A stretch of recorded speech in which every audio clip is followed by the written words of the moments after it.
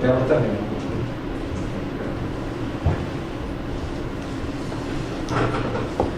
Bem, boa tarde. Dia 7 de abril de 2017, na sede da Procuradoria-Geral da República, presentes os membros do Ministério Público Eduardo Pelela, Ronaldo Queiroz, Pedro Costa e Sérgio Bruno. Compareceu o senhor Joézer Batista, acompanhado do seu advogado, doutor Francisco Assis e Silva, para prestar esclarecimentos. Bem, senhor Joézer, o senhor já contextualizou a vinda aqui do senhor no termo de depoimento 1. Nesse termo de depoimento 2, nós gostaríamos que o senhor abordasse especificamente essas provas que o senhor nos apresentou, especificamente as recentes gravações que o senhor nos forneceu agora. Eu queria que o senhor fizesse isso de uma ordem cronológica e contextualizasse em que situação, em que contexto se dá essas gravações. Tá, Sérgio, boa tarde. Para começar, eu conheci o presidente Michel Temer, já tem 5, 6 anos. A primeira gravação, então, é com o presidente, né? O presidente Michel Temer eu conhecia há 5, 6 anos atrás, ele já como vice-presidente. Quem me apresentou ele foi o ex-ministro Wagner Rossi, nomeado por ele. E eu, ao longo desses anos, 5 anos, eu mantive relacionamento direto com ele, nunca teve intermediário, sempre através de... Ele me ligava, eu ligava para ele me mandava mensagem, enfim.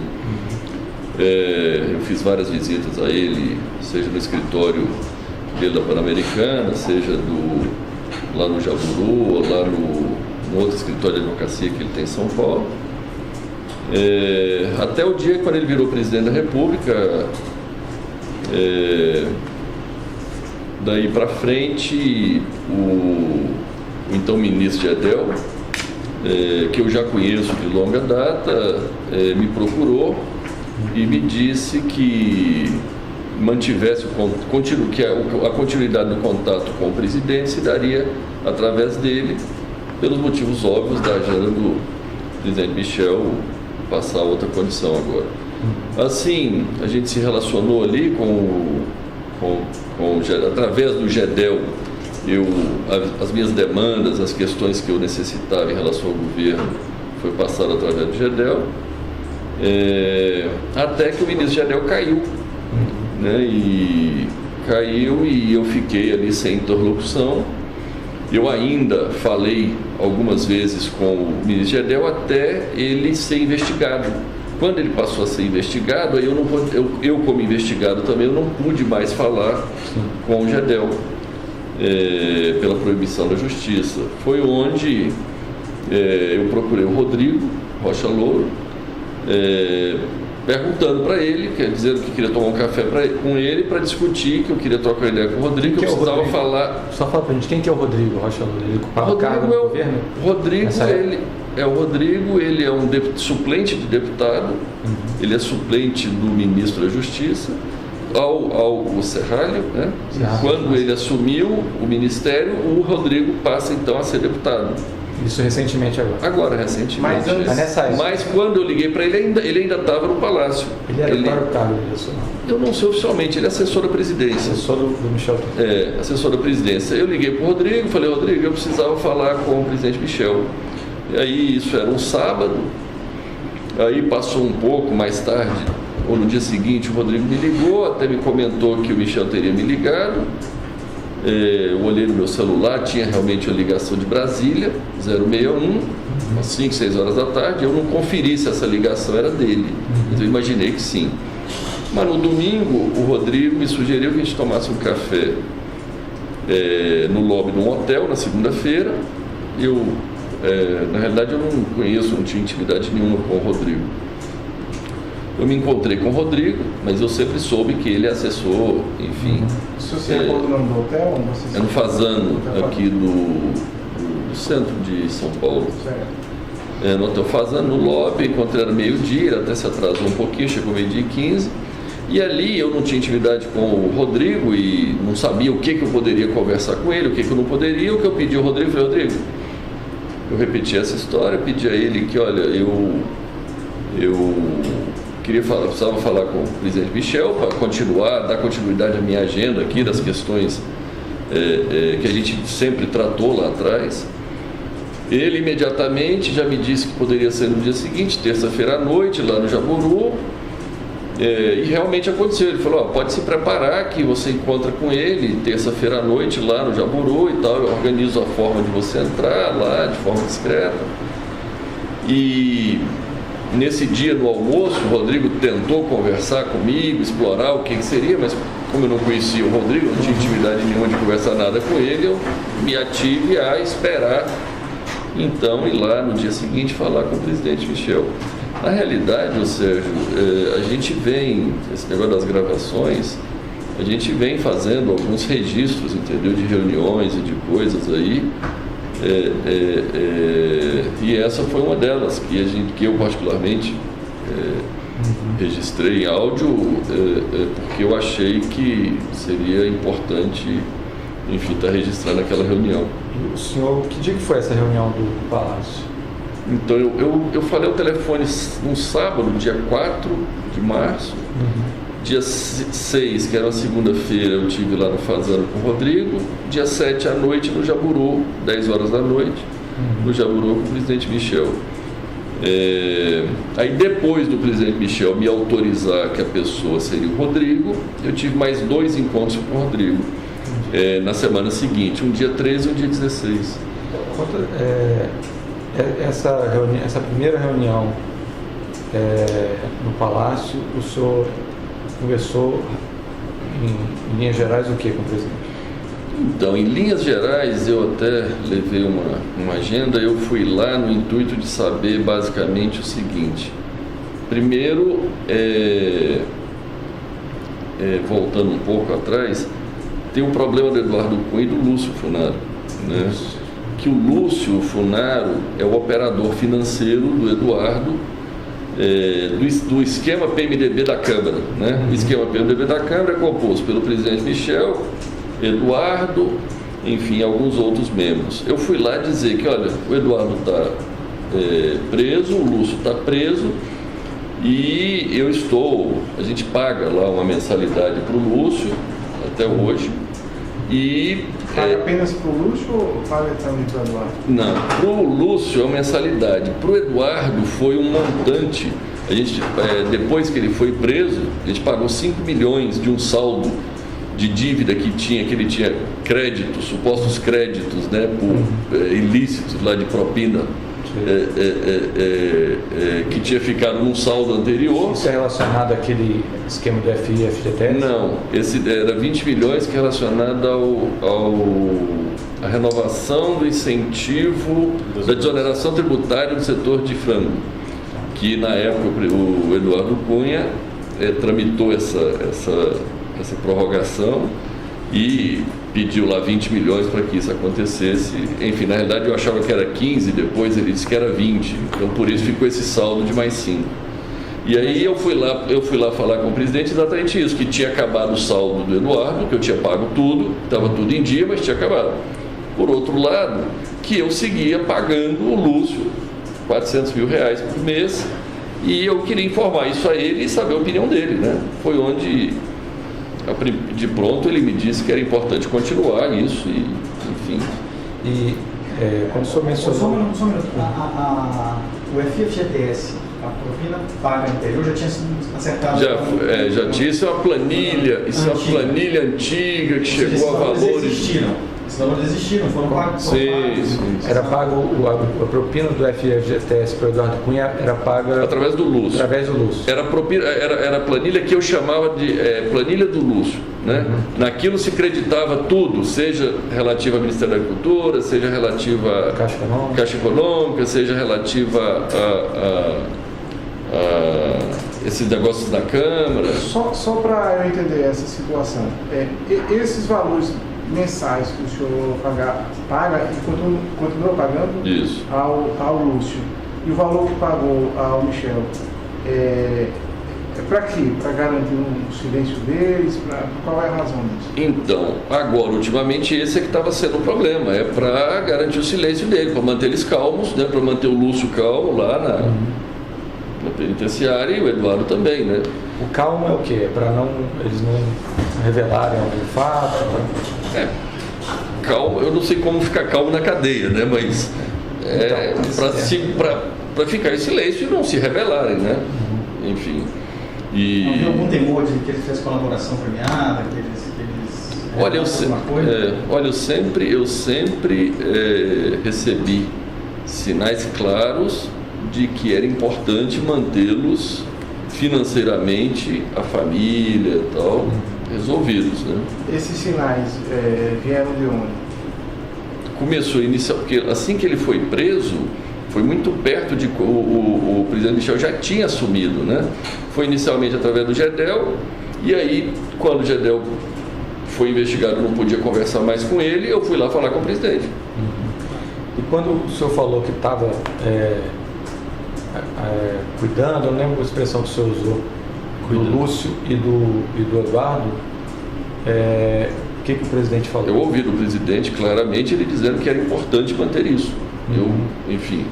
A primeira missão minha lá era essa, era ir lá saber dele se o compromisso ainda era necessário, né? Ele me disse de pronto que sim. Tanto em relação ao Eduardo quanto ao do Lúcio. Ele sabe quem é Lúcio. Sim, quando eu falei Lúcio, ele achou que era o Lúcio, irmão do Gedel.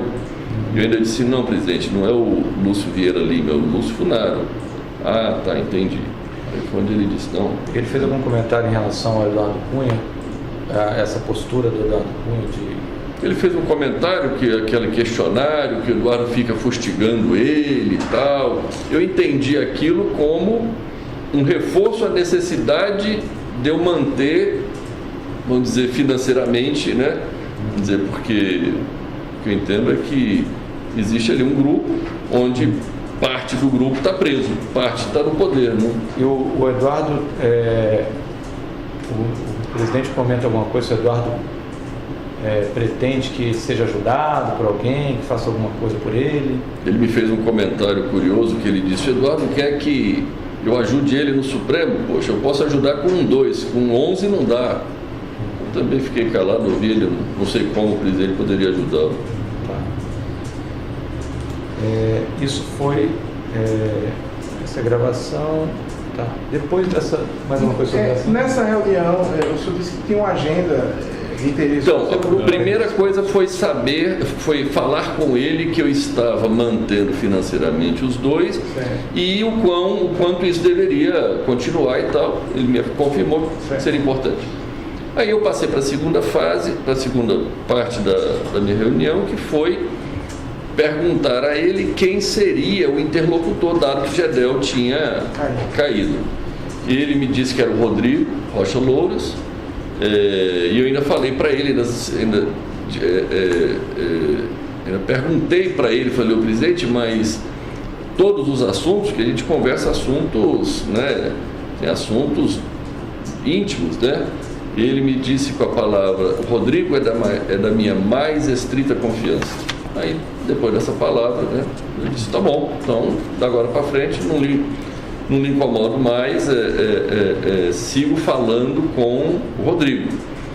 E aí eu passei para a próxima parte, que já foi adiantando um pouco a ele o que seriam os assuntos que eu teria ali naquele momento para tratar com o Rodrigo, né? Foi onde eu comecei a perguntar o que é assuntos relativos à CAD, relativo à CVM, comentei sobre o problema do BN10, que tinha vetado uma operação nossa, e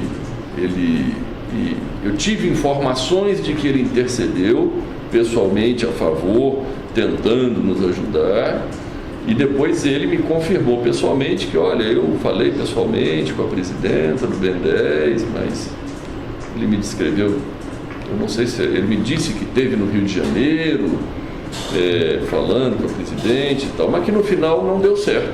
O BN10 vetou a operação. E o senhor comenta, então, isso é um tema do BN10. CVM e CAD era o que especificamente? Então, CAD, porque CAD a gente tem vários assuntos do CAD, que a gente submete à apreciação do CAD. O CAD são, acho que 6 conselheiros, né?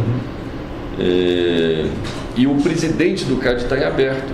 Eu fui lá exatamente dizer da importância de ter um presidente alinhado com o governo, alinhado com os interesses do governo e principalmente alinhado com o interesse dele, né? Ele naquela hora me disse que não, eu tenho uma pessoa lá que dá para ter conversa franca e tal. Eu entendi conversa franca como que vai obedecer aos interesses, né, do presidente. E CVM era mais ou menos... CVM também, que eu fui falar que iria estar trocando o presidente também, que seria importante ter uma pessoa alinhada com o governo, alinhada com os interesses dele, para que a gente pudesse, quando necessário, fazer as reivindicações, né? O senhor lembra de mais algum ponto que tinha nessa sua agenda de... Acho receita. Então, basicamente foi isso. Eu perguntei para ele sobre Receita Federal. Eu perguntei também sobre o ministro da Fazenda, Henrique Meirelles, que trabalhou conosco 4 anos. E o Henrique, eu já tinha tido oportunidade de fazer algumas reivindicações ao Henrique. Só que, na realidade, o Henrique nunca me atendeu em nenhuma reivindicação. Eu fui lá avisar ele que o Henrique não me atendia em nada. E aí eu fui lá tentar perguntar para ele como poderia ser eu fazer o Henrique saber que isso era de interesse dele. Porque senão, no final... Dele, presidente da República. Dele, Michel. Porque eu falo com o Henrique e as coisas não acontecem. Aí eu disse, olha, presidente, nós vamos combinar algum jeito que eu peço as coisas para o Henrique e, de alguma forma, o senhor fique sabendo, o senhor vai lá e mande ele fazer. E assim se deu um pouco a conversa em torno disso e assim ficou combinado. Ele falou, pode falar com o Henrique, você me avisa o assunto ou até mesmo qualquer assunto que o Henrique vier falar comigo sobre você de interesse seu, já pode avisar para ele que tem o meu apoio. Enfim, eu fui alinhar essa parte aí desse relacionamento que não estava andando. Eu fui avisar ele que esse negócio não estava andando e como poderia andar. E basicamente acho que encerrei minha conversa com ele, combinando como poderia ser as próximas visitas, que tinha funcionado super bem ali, que eu entrei dando o nome do Rodrigo, né? Eu nem dei meu nome, ele até me perguntou se deu seu nome, eu falei, não dei, passei à noite, só abri o vidro, falei que era Rodrigo, entrei, parei direto na garagem e ele me atendeu ali no porão mesmo ali do Palácio do Jaburu, combinei isso com ele, enfim, e basicamente foi isso. Ok. E podemos passar para o segundo dia? O segundo dia, o segundo evento. O segundo evento foi o quê? Um encontro com o Rodrigo? Enfim, dado isso... Que aí o senhor falou que ele avalizou o Rodrigo... Isso, ele avalizou e disse que o Rodrigo era a pessoa da mais estrita confiança dele. Eu falei, não, então tá bom, então eu vou seguir os meus assuntos com ele e assim que eu achar necessário e importante, eu volto aqui a falar contigo. Eu registrei eu gravei essa minha reunião, assim como, enfim, gravei a do Rodrigo, as outras,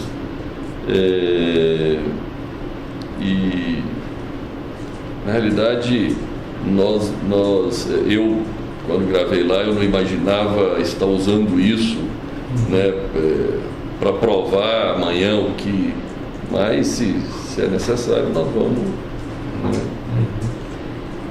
E quanto a essa segunda? Então, aí foi terça-feira eu tive com o presidente Michel, aí eu fui, passou a semana, eu me encontrei com o Rodrigo dia 13, na segunda-feira, na minha casa, 3 horas da tarde. A sua casa localizada em? É no Jardim Europa. São Paulo. São Paulo, isso. Ele foi lá em casa, 3 horas da tarde, e eu comecei as tratativas com o Rodrigo. Eu disse, Rodrigo, já que o presidente me perguntou como foi a reunião, eu disse, foi muito boa, tratei, estou mandatado aqui a falar contigo, você é a pessoa da mais estrita confiança do presidente Michel, então vamos seguir. Eu peguei a lista de assuntos, que era o CAD, CVM, por aí vai, Receita Federal, Expliquei, fiz um apanhado geral de quais eram as demandas, e o mais iminente ali era a questão do CAD, que tinha uma reunião logo em seguida e tal. Eu falei, Rodrigo, vamos focar na questão do CAD, a gente resolve o CAD, depois a gente vai para as outras demandas. Só uma pergunta, isso foi dia 15? Dia 13, na segunda-feira. 13. Isso. Essa é a que está apresentada? Essa é que está em casa. Aqui não trouxe. Aqui Não. A que eu não trouxe é do Fazano. Não trouxe a fazenda. Essa é na casa, tá aí. Lá em casa, dia 13, foi onde eu comecei as tratativas iniciais mais macro e fiquei combinado de dia 16 ir na casa dele, já com as questões mais específicas, detalhadas. Então deixa eu entender, a conversa com o presidente foi dia 7 à noite, terça-feira. 7 de março. A primeira conversa com o Rodrigo foi segunda, 6. Eu tive na terça-feira à noite, certo, com o presidente Michel, 7. Aí eu tive na outra segunda, o Rodrigo esteve lá em casa, 13. Aí eu tive na casa do Rodrigo dia 16, quinta. Isso. Aí quinta eu tive lá com aqueles mesmos assuntos mais detalhados. Eu levei 2 casos específicos, que era o caso do CAD e o caso da Receita Federal. Onde a questão do CAD basicamente é porque a gente está reclamando no CAD contra a Petrobras, que a Petrobras exerce na nossa visão, um monopólio do gás boliviano. E nós temos uma termoelétrica que vive do gás boliviano. A Petrobras tem um contrato onde ela tem a preferência total de todo o gás. E ela compra todo o gás e eu fico sem o gás para rodar, para funcionar a térmica. É uma térmica grande de 480 megas. Localiza onde? Em Cuiabá.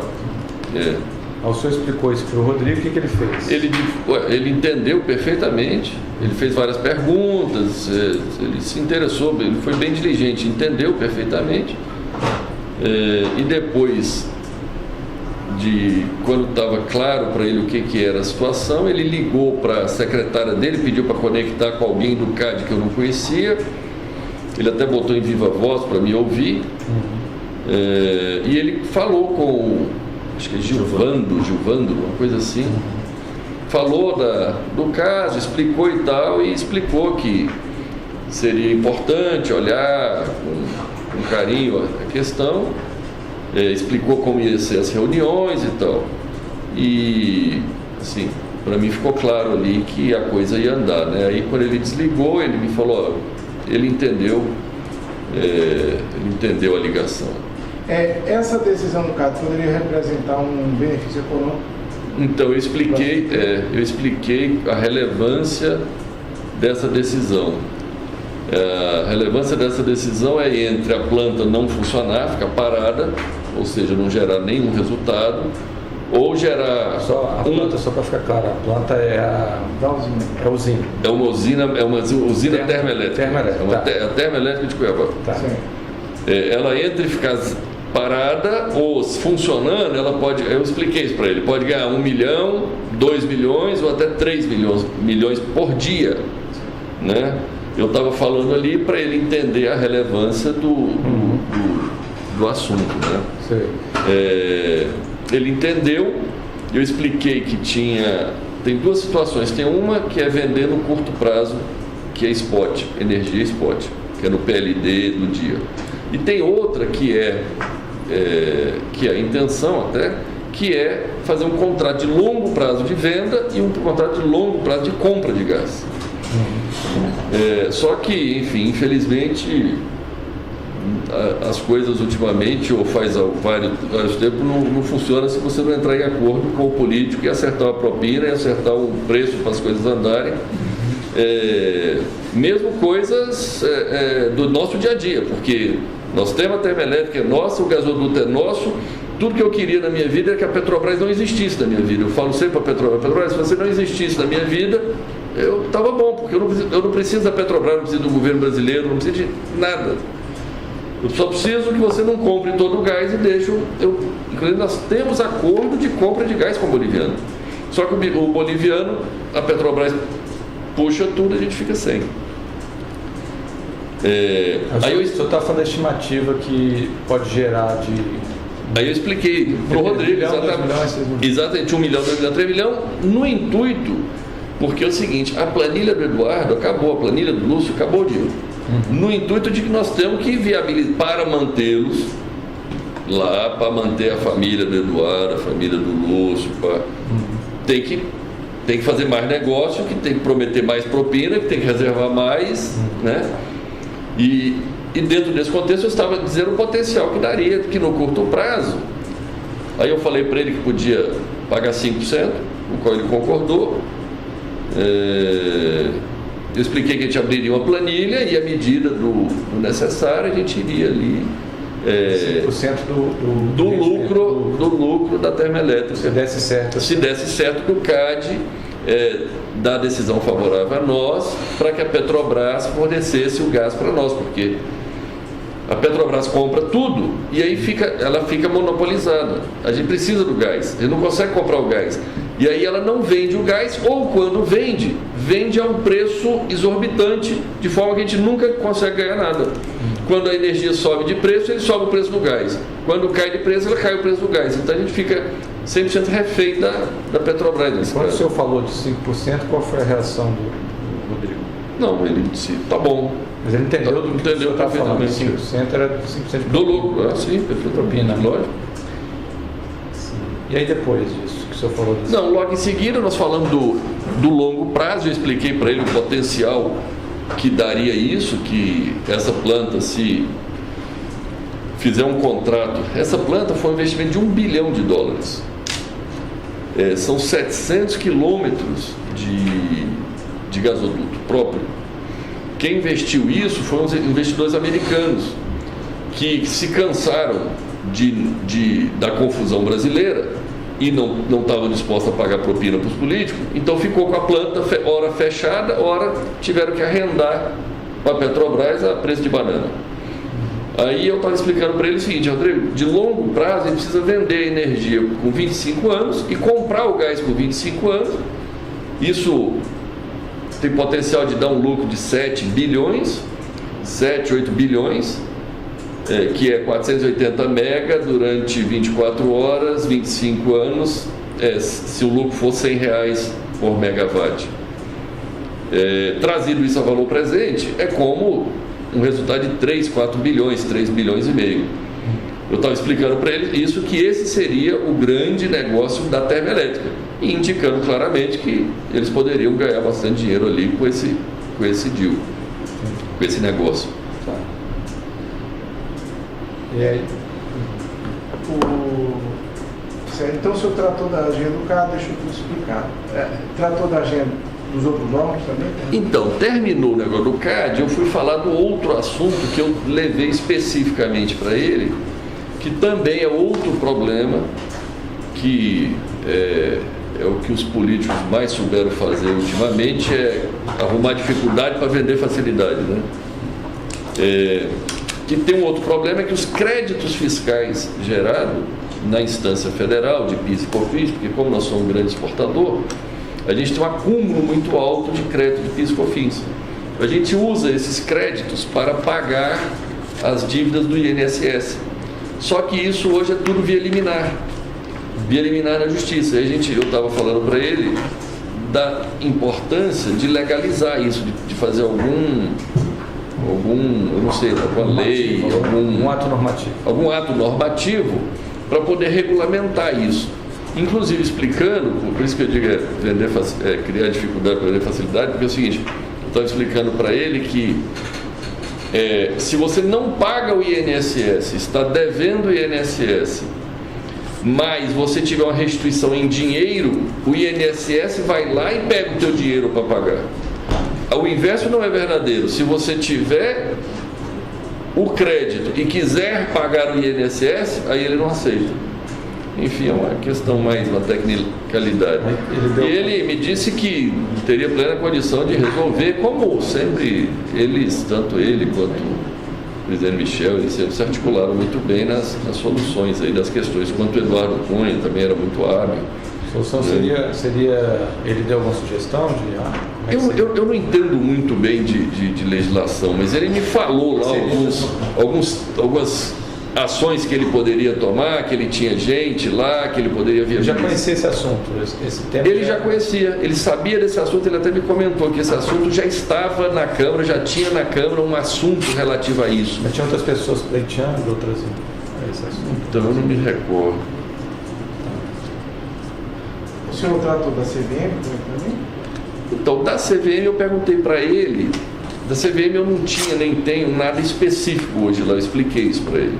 Mas eu falei para ele exatamente da necessidade de ter um presidente alinhado com os interesses do PMDB da Câmara, do presidente, enfim. Ele falou que, ele na hora pegou o telefone, ligou para o secretário, esqueci o nome, acho que é o segundo ali do Ministério da Fazenda, e aí botou no Viva Voz também, falou, explorou, o secretário disse que já tinha nomeado, já tinha escolhido o nome da pessoa, e que seria nomeado logo em breve. Eu percebi que o Rodrigo não conseguiu avançar muito mais com esse secretário, eu acho que ele não tinha a mesma intimidade com esse secretário do que demonstrou com o outro do CAD, né? Então ali ele ficou mais contido. Aí ele desligou e ainda disse, eu não quis perguntar quem era, o nome do secretário. Não revelou o nome. Não. E aí ele também não teve, acho que não teve coragem de perguntar quem era o nome ou tal. Ele pode ligar assim, no Viva Voz, e colocar para você ouvir. Olha, eu fiquei surpreso, viu? O senhor interpreta isso como? Queria mostrar que estava... Como eu não conhecia ele, né? O que eu entendi é que ele estava querendo me mostrar que ele era muito bom articulador que ele era... Porque eu não conhecia ele, eu tratava com o Eduardo antigamente, tratava, né, depois do Eduardo, aí eu... Eduardo Cunha. Eduardo Cunha. O que eu entendi é que ele queria mostrar o quão proativo ele era, né? O quão eficiente, talvez. PGFN, o senhor tratou? Tem algum problema? Então, não, quando a gente fala da Receita, é a PGFN. É Procuradoria Geral Fazenda Nacional. E toda essa história que eu te contei é da PGFN. Quando fala Receita, é PGFN. Entendo.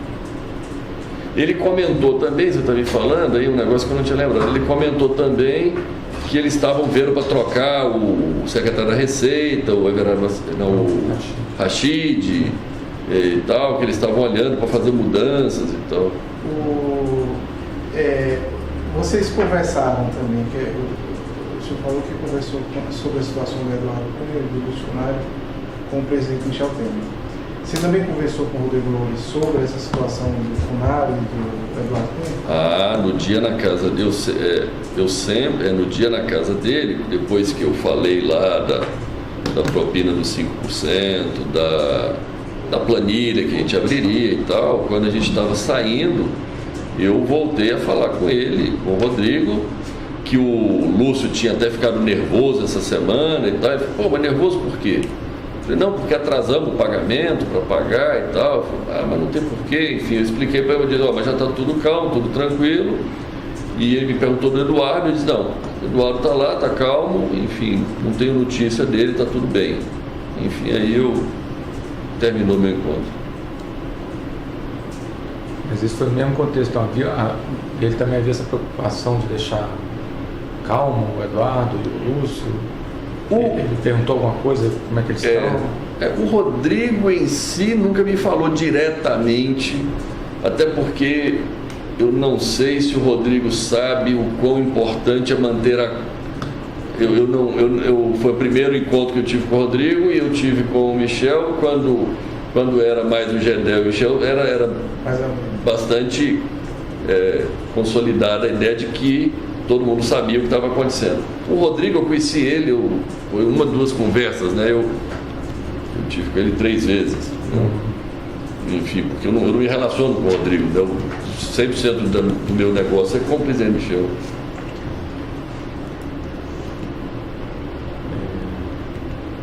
Ok, o terceiro evento.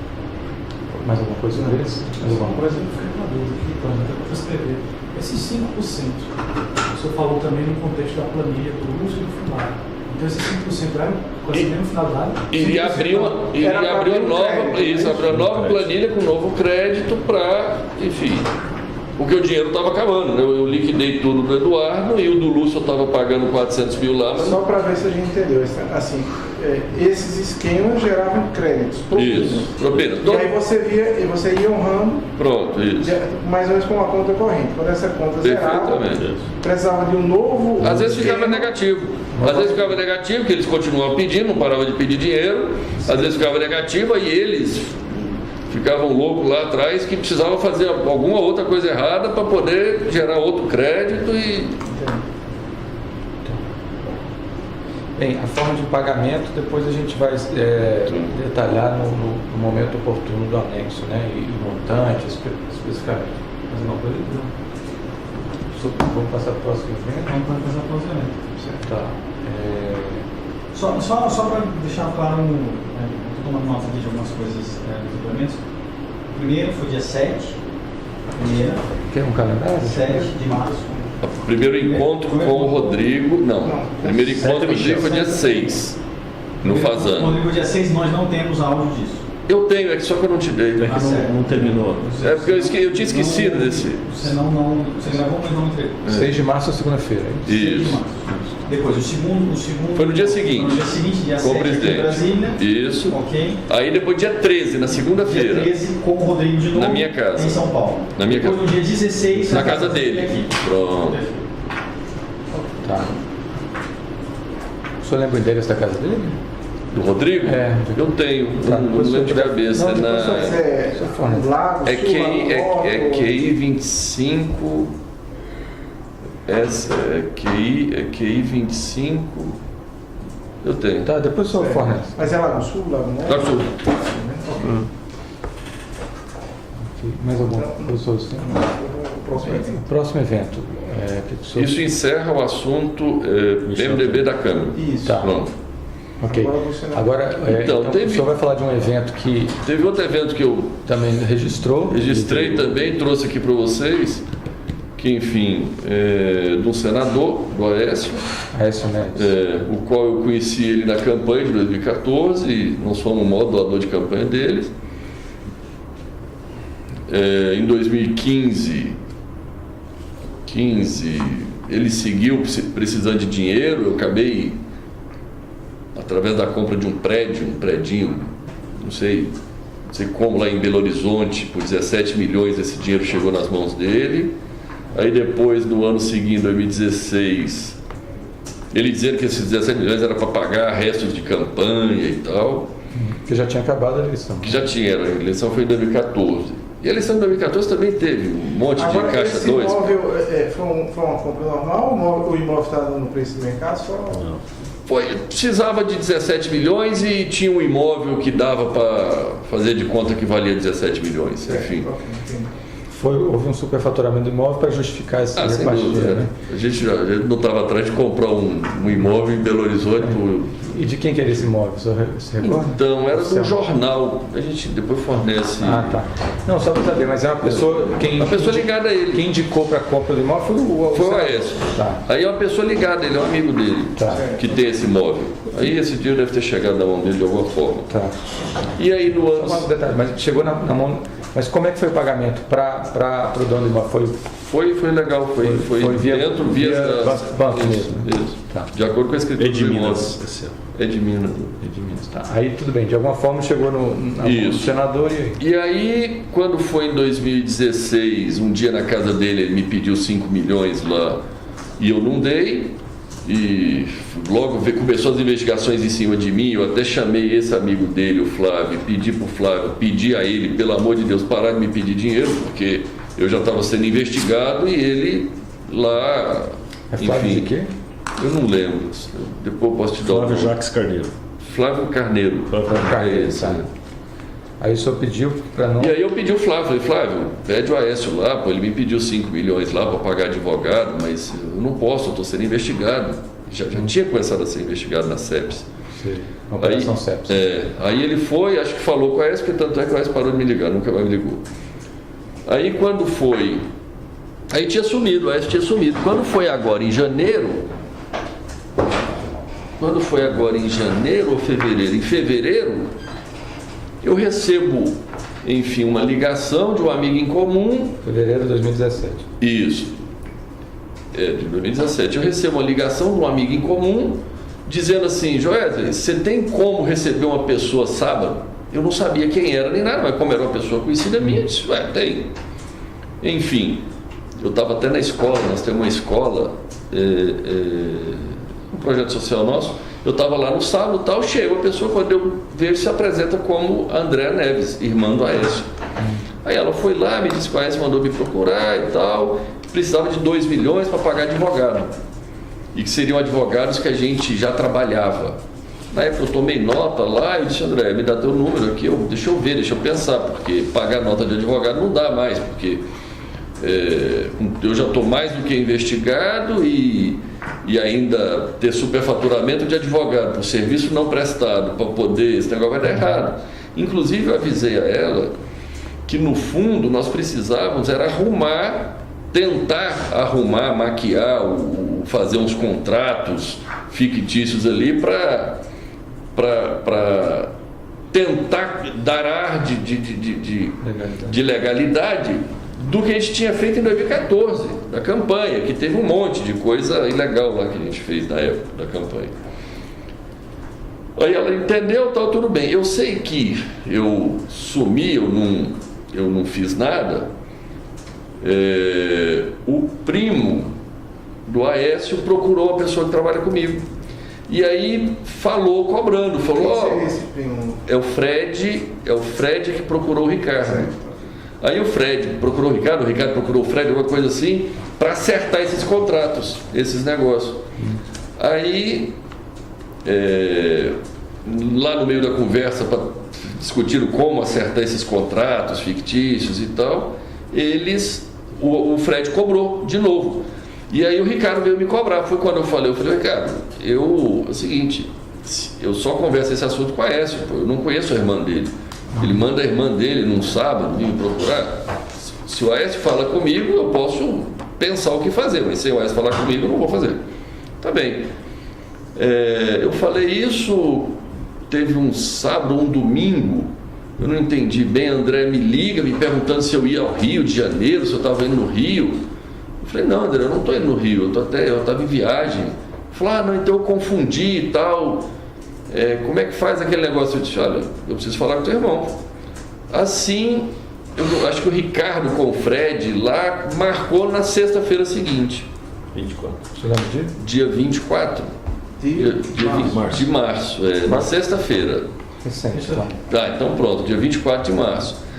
Aí eu tinha até feito uma viagem, eu cheguei atrasado, foi um dia que deu uma chuva tremenda, eu pousei, e na realidade, eu pousei, aí eu estava indo lá no Hotel Nick, onde era o endereço, no Nick, procura, vai lá no Nick, vai estar lá. Aí eu estava em São Paulo, aí eu liguei para a Andréia, dizendo que eu ia atrasar. Primeiro mandei uma mensagem dizendo que eu não vou chegar às 6 horas, vou chegar às 6h30. Ela disse: ok, ele está aguardando. Daqui a pouco eu cheguei até a chegar perto do hotel ali, eu mandei outra, eu liguei para ela, disse: André, eu tinha uma viagem para Nova York nesse dia à noite. Falei: André, eu acho que não vou conseguir ir lá encontrar o Aécio, porque eu tenho uma viagem para Nova York e eu estou enrolado aqui. E ela no telefone se mostrou exaltada, dizendo: não é possível, tal, não me fala isso. Aí eu falei: não, tudo bem, deixa eu ver se atraso meu voo para Nova York, eu vou lá. O senhor tem registrado essa ligação para ela? Eu tenho mensagem de texto, e ligação deve ter as ligações, eu tenho a mensagem que eu mandei para ela, que ela me mandou. Você vai fornecer isso para nós? Com certeza. Aí eu falei: tá bom, então eu vou lá. Cheguei lá, já tinha uma pessoa, devia trabalhar com ele, me esperando. Eu subi no quarto, no 7º andar. Aí cheguei lá, enfim, ele estava meio exaltado, acho que falando com algum repórter, porque alguém... Quando o senhor subiu direto ou se identificou na... Não, eu subi direto. Tinha alguma pessoa me esperando lá na porta já do hotel. Quando eu cheguei, essa pessoa que eu não conheço, deve trabalhar com ele, já me levou direto, subiu, eu não fiz registro nenhum. O senhor chegou com o seu carro? O meu carro, parei no valet e subi. Tá. Aí subi, fui direto lá, cheguei lá, ele estava meio exaltado, acho que falando com algum repórter, algum jornalista sobre algum problema, acho que sobre a delação da Odebrecht. Aí desligou e tal, ainda reclamou que o pessoal da Odebrecht delatou ele e tal. Enfim, eu fiquei calado. Ele sentou, acalmou um pouco lá e aí se deu, nós começamos a conversar. E qual foi o primeiro ponto do diálogo da conversa? Então, basicamente, a conversa com a Aécio... O senhor, primeiro, quem marcou foi ele que tinha uma pauta ou o senhor também tinha uma pauta? Porque ele queria os 2 milhões, né? 2 milhões. Mas antes de tocar nesse tema, ele falou de alguma coisa quando ele desligou? Qual foi o comentário dele sobre ele? Então, com a Aécio, primeiro ele se mostrou bastante incomodado com o negócio da delação da Odebrecht. Depois ele fez comentários em relação à necessidade que ele tinha conversado com o Rodrigo, tinha conversado com o presidente Michel na necessidade. Rodrigo Maia, né? Rodrigo Maia, presidente. Que eu não conheço. Aí falando que negócio do abuso de autoridade, que tinha que aprovar o abuso de autoridade, tinha que aprovar o negócio do Caixa 2 para poder resolver os problemas, se livrar desses problemas e tal. Aprovar o negócio do Caixa 2 é o quê? É a lei, né, do Caixa 2 para anistiar o Caixa 2 para resolver. Inclusive eu comentei com ele, eu falei, pois é, Wes. Inclusive porque é o seguinte, eu relatei para ele, eu falei, até chamei o teu pessoal lá, o teu primo, o pessoal está reunido lá, vendo como é que nós vamos fazer os contratos fictícios ali para dar ar de normalidade naquilo, porque, enfim, eu expliquei para ele que tem vários, tem de publicidade, tem de pesquisa, tem de toda a natureza, da época da campanha, 2014. Eu expliquei para ele que, apesar do Lúcio Funaro estar preso, vamos dizer, a única coisa que está dando certo até agora é um contrato fictício que eu tenho com o Lúcio, de 100 milhões, e que eu falo na imprensa que tem esse contrato e tal, né? Enfim. Aí eu falei, olha, tem que dar de normalidade. Ele falou, não, mas nós vamos dizer que terça-feira seguinte estava acertado que ia passar a lei do Caixa 2, ia estar tudo resolvido e tal. Eu falei, pois é, mas depois tem a questão do abuso de autoridade. Ele falou, realmente e tal, enfim, se deu nesse ano. Logo em seguida eu falei para ele agora dos 2 milhões, eu expliquei para ele que não dá para pagar advogado, que ia ser remontar mais problemas. Eu sugeri ele que pague em dinheiro. Ainda falei para ele, ele falou, mas como paga? Eu disse, se for você que vai receber, eu pago pessoalmente. Se for alguém, eu mando alguém. Se for alguém que trabalha contigo, eu mando alguém que trabalha comigo. Resolvendo ali, ele nominou que seria o Fred, que iria cuidar disso. Terminado, Fred o primo dele, terminada a história dos 2 milhões, que ia ser tranches de 500 mil por semana. Seriam 4 pagamentos de 4 pagamentos de 500, isso. Não semanais consecutivos, porque a gente tem dificuldade de arrumar dinheiro, tanto dinheiro assim. Aí, então deixa para marcar, mas tem uma periodicidade já definida ou não? Não. Fala, essa semana liga, combina. É combinado entre você e o Aécio ou entre eu e o Aécio, que está combinado. A operacionalização se dá com o Fred e o Ricardo. Tá. Isso. Agora o Aécio não se mete mais porque a decisão foi tomada. Foi tomado 2 milhões, vai ser em dinheiro, vai ser o Fred, vai ser o Ricardo. Aí os dois se acertam. Tá. Desse valor, já houve algum pagamento? Teve acho que um. Teve o primeiro. O acerto foi dia 24. Dia 24. Esse primeiro pagamento, você sabe quanto foi? Acho que foi ontem. Ontem. Se concretizou mesmo? 4. Tá. Quem fez o pagamento da sua parte? Foi o Ricardo. O Ricardo, que vai prestar depoimento ainda, né? Esse dinheiro, como é que foi? O senhor sabe detalhes? Como é que foi gerado o dinheiro? E foi em espécie, né? É espécie, recebimentos nossos. A gente recebe muito, a gente recebe na Coronel, mas recebe em espécie. E onde é que foi pago isso? Em que local? Puxa, eu não sei os detalhes, Vamos tem que ver com o Ricardo. Tá. Eu estava viajando, estava fora. O que mais que foi tratado nessa? Enfim, Aí tem uma questão. Esses 2 milhões, a irmã relata que era para pagar um advogado que ele estava precisando, ou era para receber por intermédio do advogado. O que eu quero dizer é o seguinte, ele já chegou a pedir dinheiro para pagar a dívida de campanha, etc. Esses 2 milhões, ele disse para que ele ia usar, não, ou os advogados seriam um instrumento Eu não sei. Tio. para transitar esse dinheiro? Mas quando pede sempre é para pagar alguma coisa, pelo que você falou, né? Ou é a dívida passada de campanha, para financiar a campanha. Me corrija se estiver errado, o senhor falou mais cedo que era para inserir isso numa nota de advogado que já trabalhava com o senhor. Isso, para pegar um advogado que já trabalha conosco. Superfatura. Superfatura, põe mais Mas $1 milhão. Isso. Só que isso aí eu não aceitei. Ele falou, não, isso não dá. Vamos tentar pagar. Seriam os advogados? Eu não lembro de cabeça. Se for importante, eu pego, eu tento pegar. Se puder trazer depois quem seriam os advogados. Então. Ele me falou na época, eu não sou ligado a ele, eu não conheço os O advogados. Ricardo sabe? Pode ser que saiba, tem que perguntar para ele. Então tá. Mas aí tem Se esse nome está mencionado nos áudios? Não lembro, acho que não. Tudo bem. Se depois quiser consultar também. Nós verificamos. Outra coisa. Qual Porque eu nem dei assunto ao advogado, porque a gente já está cheio de problema nas notas passadas, né, precisando, enfim, aí falou, eu não posso gerar mais problema ainda. Tá. Qual o tema que foi tratado nessa conversa? Depois do 2 milhões? Pronto. Aí encerrou então a questão dos 2 milhões, eu fui perguntar a ele, consultar a ele sobre a Vale. Porque na realidade, deixa eu voltar um ponto aqui, quando a irmã dele me pediu 2 milhões... Já que o outro tema passado, porque ele chegou a comentar de duas leis. Uma seria a lei de abuso de autoridade, que tinha que aprovar. E a falou que também. E a do Caixa 2. E a do Caixa 2, que era uma anistia geral. Pronto, e tal. O que mais que ele falou? Estava sendo feito de que forma e se está sendo feito, está sendo concretizado, em que pé que está isso? Ele me disse que iria ser votado esse negócio terça-feira, que já tinha conversado com o Rodrigo Maia, que tinha falado com o presidente Michel Temer. Ele disse que estava articulado. Dizia ele que não fazia outra coisa a não ser isso, a cuidar dessa situação, da tentativa de aprovar essas duas leis. Né? E ele falou mais como é que seria feito, especialmente essa da anistia. Essa da anistia seria para pagar, para tentar minorar os efeitos inclusive dessa delação da Odebrecht que o senhor comentou. Isso. Ele deu mais algum detalhe de quem mais estava inserido nesse contexto de aprovação de medidas legislativas? Não me recordo.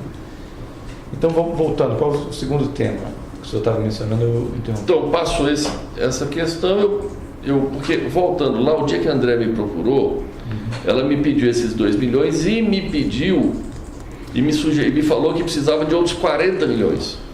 E que os 40 milhões, a mãe dela tinha um apartamento no Rio de Janeiro, se eu não queria comprar esse apartamento para poder, e parece que o apartamento existe realmente, e ela queria, eu não sei se vale os 40 milhões.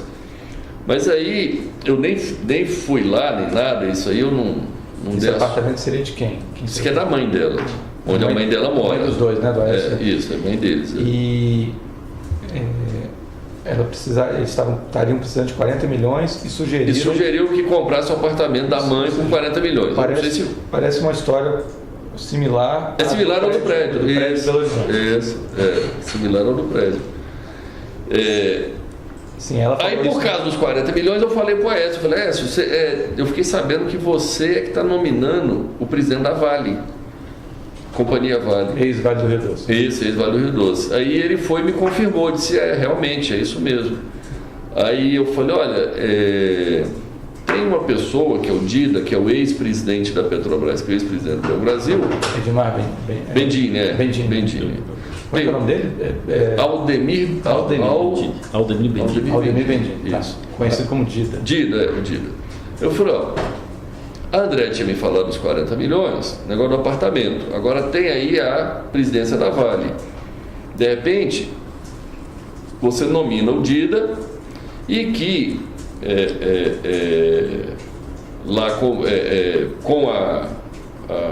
o domínio da Vale, a gente de repente resolve o problema dos 40 milhões, porque deve ter muito negócio ali na Vale para fazer. Ou seja, faria mais ou menos o que o senhor já narrou da usina, da Caixa Econômica, era fazer um negócio e gerar uma propina. É como o Brasil funciona hoje. Os políticos, não existe nenhum outro interesse de nenhum político indicar um cargo se não for para receber vantagem financeira através do receber propina ali por malfeitos. Enfim, isso aconteceu na Caixa, isso aconteceu no FGTS, isso E aconteceu... o Bendini foi um nome que o senhor indicou, então, porque ele é uma pessoa que trabalharia nessa Não, linha. eu estava falando isso num contexto de possibilidade de fazer. Aí eu falei, vamos fazer, porque aí ao invés de eu comprar um apartamento, a gente constrói, tal, tudo bem.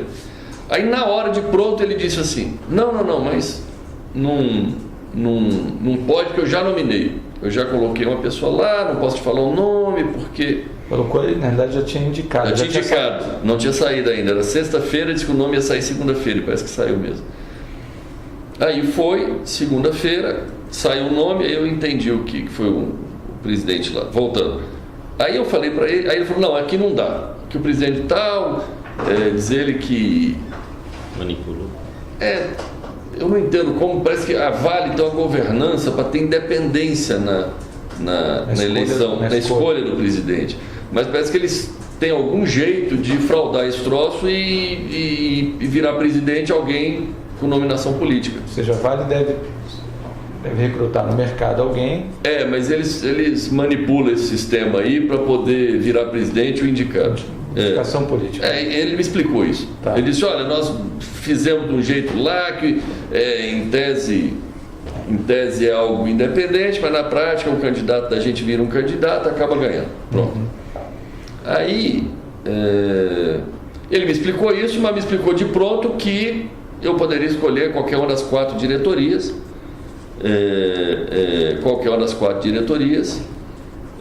que eu escolhesse lá e tal, que botava quem eu quisesse, se fosse o Dida, eu botava o Dida, ou pronto. Enfim, aí eu não conheço a Vale, eu não conheço a diretoria. Eu falei, isso tá bom, deixa eu pensar. Aí ele fez muita questão de dizer, esse negócio de 40 milhões esquece, fala pro Dida esquecer disso. É o seguinte, todo o meu assunto é com você, falando em relação a mim. Todo assunto, acerto, eu não quero ter relação e contato com outra pessoa, quero, vamos dizer, nesse contexto, eu falei, não, tá bom, tá bem, já entendi. E aí ficou assim, o negócio da diretoria da Vale para poder ser, de repente, a solução para gerar o tal dos 40 milhões e coisa. E basicamente acho que no geral foi isso. Aí depois então, tem que pegar o áudio e lembrar de outros detalhes. Mais alguma coisa? Valela? Pedro? Eu só tenho, na verdade, uma dúvida. Lá atrás, voltando ao primeiro tema, você falou que tinha um esquema PMDB da Câmara. Isso. Lá atrás, no primeiro tema. Isso. Na hora que eu estava dando notas aqui, o senhor falou que havia alguns envolvidos, que eu sabia. Nominou o presidente Michel Temer e nominou mais algumas pessoas. E de nada mais o senhor tem conhecimento de quem seria que participaria disso? Então, eu posso falar só dos que eu efetivamente fiz negócio, que é com o presidente Michel, com o Eduardo e com o Lúcio. Só para Eduardo Cunha. Eduardo Cunha e Lúcio Funaro. Isso é do que eu tenho conhecimento. Ok. Agora, que eu tenho conhecimento também que o Michel Temer foi quem, o presidente Michel é quem nominou Wagner Rossi na época, e ele é que nominou todos os ministros da Agricultura até antes da Cátia Abreu. Foi a nominação dele.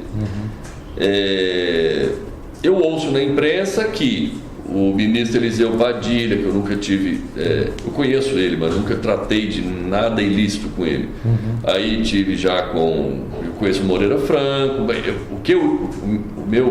a minha vista aqui é o grupo do presidente Michel, né, que é o Moreira, Eliseu Padilha, o Gedel, o que eu ouço na imprensa, né? Agora, negócio, desse grupo, o negócio era através do Eduardo Cunha.